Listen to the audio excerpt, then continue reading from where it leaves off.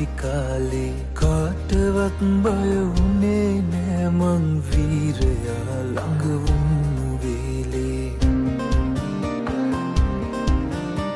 පීලි ගැහිලා කුඹියන්ටත් මාවතී ඇවිදින්න ඉඩදී කුඩු හදනා කුරුල්ලන්සේ නිදහසේ පියබන්න